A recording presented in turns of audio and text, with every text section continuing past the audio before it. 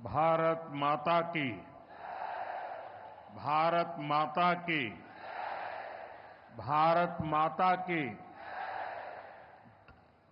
आंध्र प्रदेश के राज्यपाल सैयद अब्दुल नजीर जी, यहां के लोकप्रिय मुख्यमंत्री मेरे मित्र श्रीमान चंद्रबाबू नायडू जी, नेता अभिनेता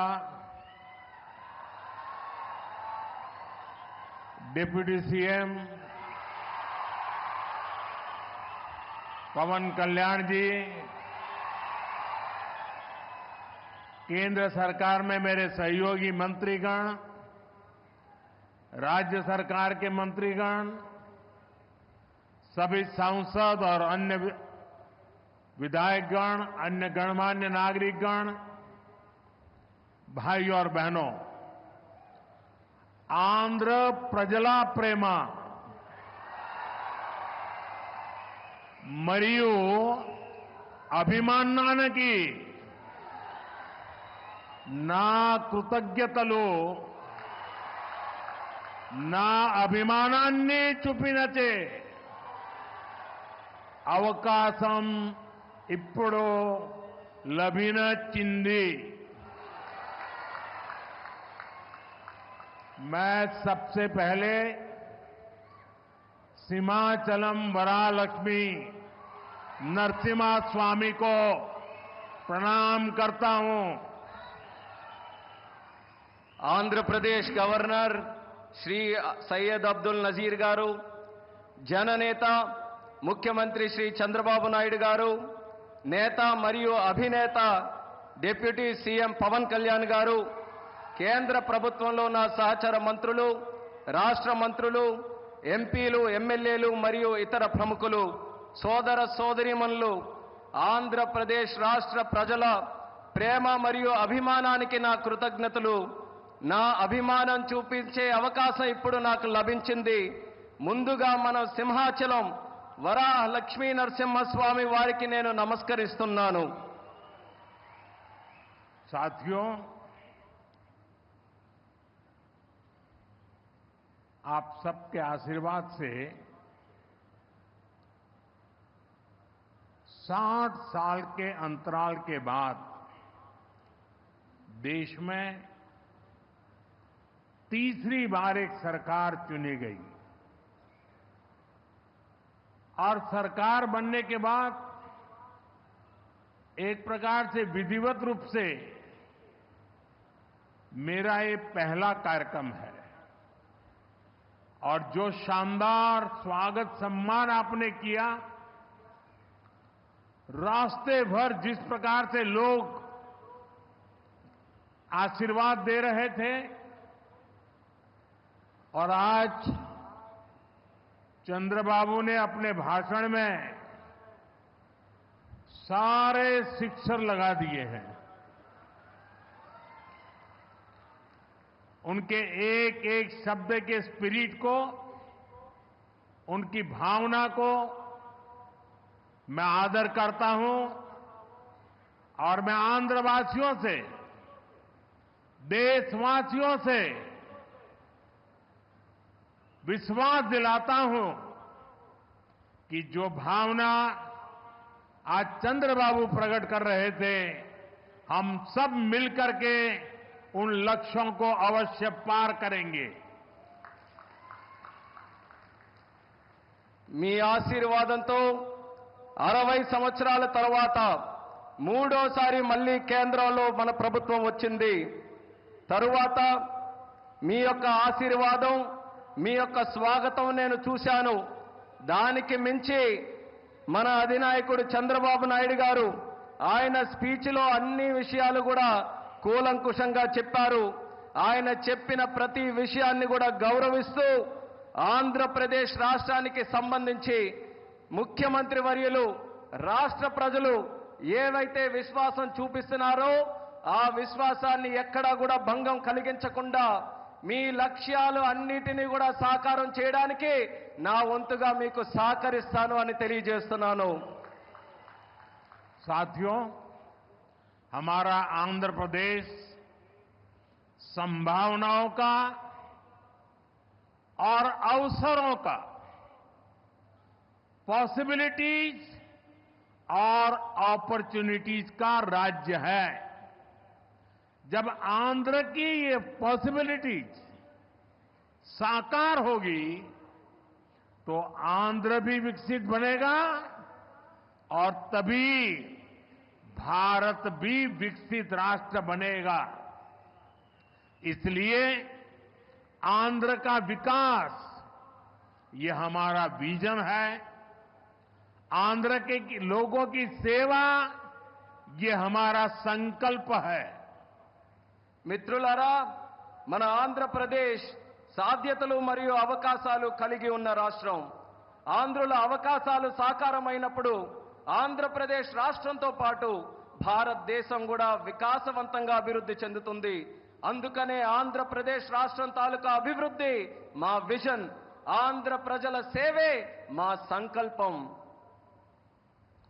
आंध्र प्रदेश ने 2047 तक राज्य को करीब करीब $2.5 ट्रिलियन की इकोनॉमी बनाने का लक्ष्य रखा है। इस विजन को साकार करने के लिए चंद्रबाबू गारू की सरकार ने स्वर्ण आंध्र एट 2047 की पहल की है। इसमें केंद्र की एनडीए सरकार भी आंध्र प्रदेश के हर लक्ष्य के साथ कंधे से कंधा मिलाकर चल रही है। इसलिए केंद्र सरकार लाखों करोड़ की योजनाओं में आंध्र को विशेष प्राथमिकता दे रही है। 2047 సంవత్సరం కల్లా ఆంధ్రప్రదేశ్ రాష్ట్రంలో $2.5 ట్రిలియన్ ఆర్థిక వ్యవస్థగా తయారు అవ్వాలని లక్ష్యం పెట్టింది. ఈ విజన్ సాకారం చేసేందుకు చంద్రబాబు నాయుడు గారి ప్రభుత్వం స్వర్ణాంధ్ర ఎట్ 2047 అనే కార్యక్రమానికి శ్రీకారం చుట్టింది. ఈ లక్ష్యాన్ని చేరుకోవడానికి కేంద్రంలో ఉన్న ఎన్డీఏ ప్రభుత్వం ఆంధ్రప్రదేశ్ రాష్ట్రంతో పాటు భుజంతో భుజం తోడై ముందుకు నడుస్తుంది. అందుకే లక్షల కోట్ల పథకాలతో కేంద్ర ప్రభుత్వం ఆంధ్రపై ప్రత్యేక దృష్టి సారించి ప్రాధాన్యత కూడా ఇస్తుంది. आज यहां 2 लाख करोड़ रुपए से ज्यादा के प्रोजेक्ट का उद्घाटन और शिलान्यास किया गया है। ये प्रोजेक्ट्स आंध्र प्रदेश को विकास को नई ऊंचाई देंगे। मैं इन डेवलपमेंट प्रोजेक्ट के लिए आंध्र प्रदेश समेत पूरे देश को बधाई देता हूं।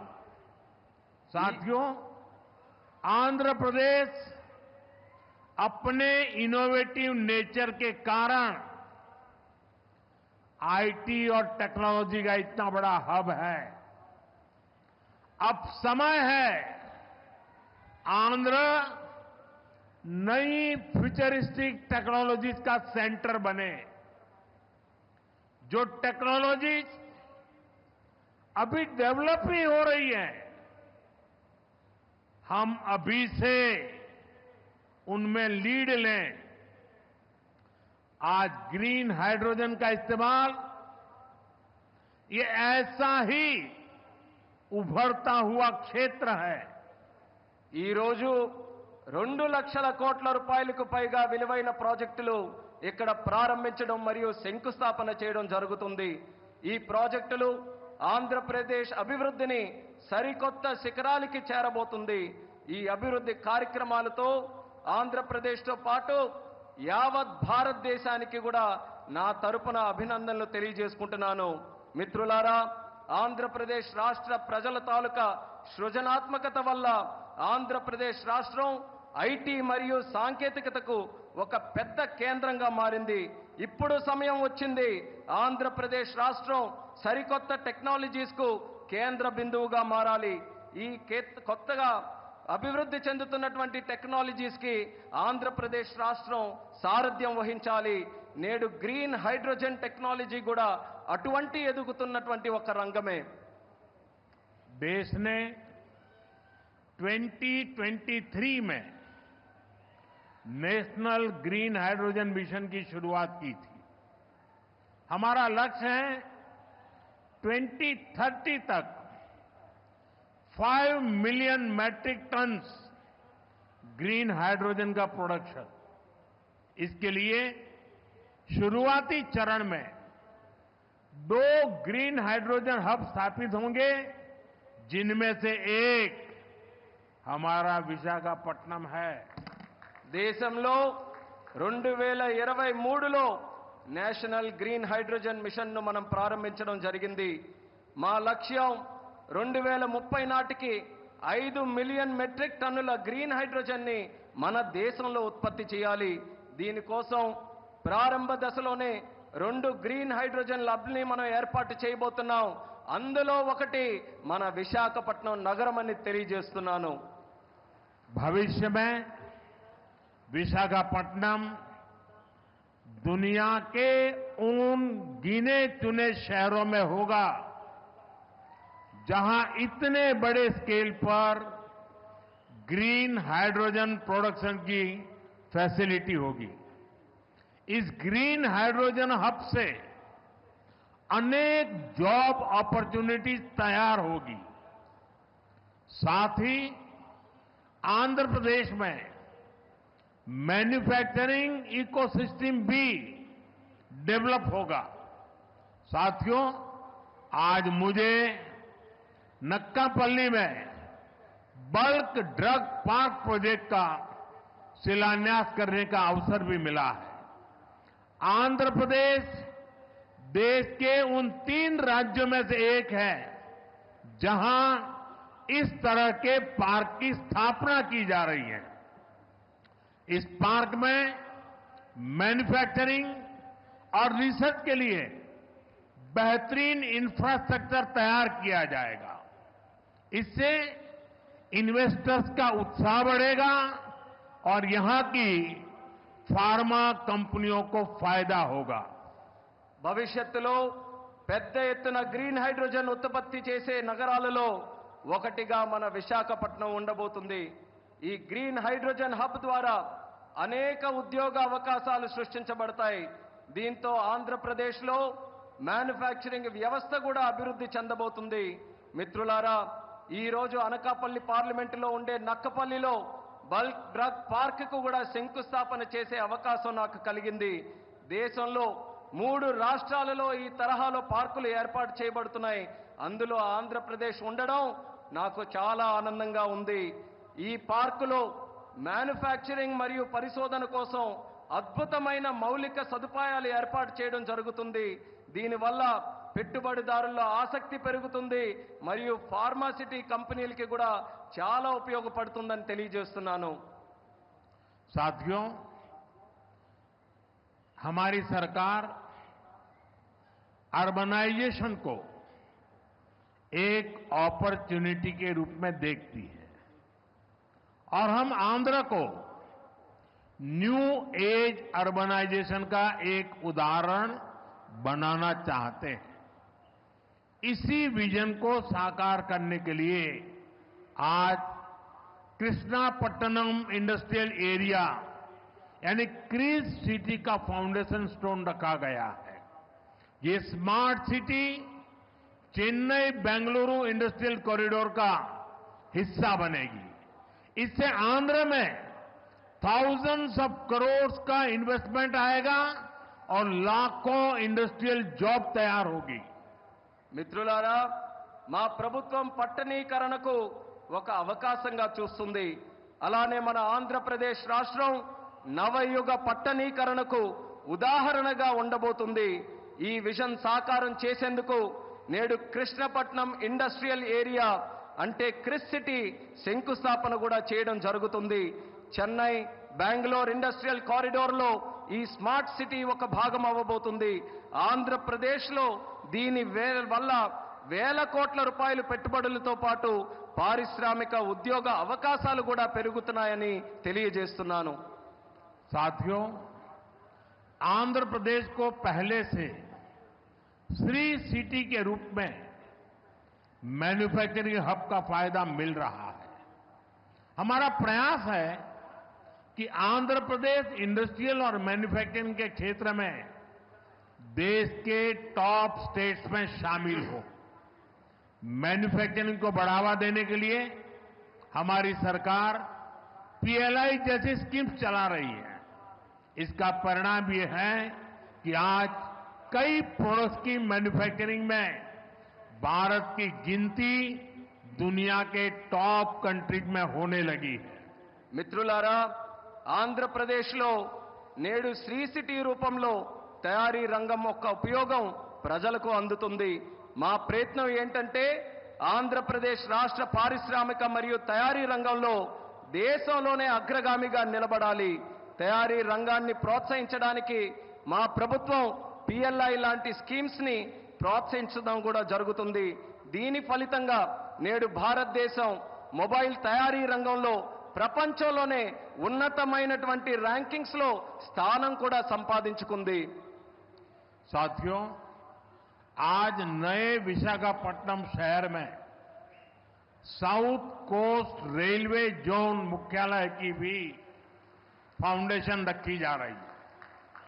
आंध्र प्रदेश के विकास के लिहाज से ये बहुत इंपॉर्टेंट है. लंबे समय से एक अलग रेलवे जोन की मांग हो रही थी. आज ये स्वप्न साकार हो रहा है. మిత్రులారా, నేడు విశాఖపట్నం నగరంలో సౌత్ కోస్ట్ రైల్వే జోన్ ప్రధాన కార్యాలయానికి పునాది కూడా వేస్తున్నాం. ఆంధ్రప్రదేశ్ అభివృద్ధి దృష్ట్యా ఇది చాలా ముఖ్యమైనటువంటి కార్యక్రమం. ప్రత్యేక రైల్వే జోన్ కావాలన్న డిమాండ్ చాలా కాలంగా ఉంది. అటువంటి కళ, ఈ చిరకాల కోరిక ఈ రోజు నెరవేరబోతుందని తెలియజేసుకుంటున్నాను.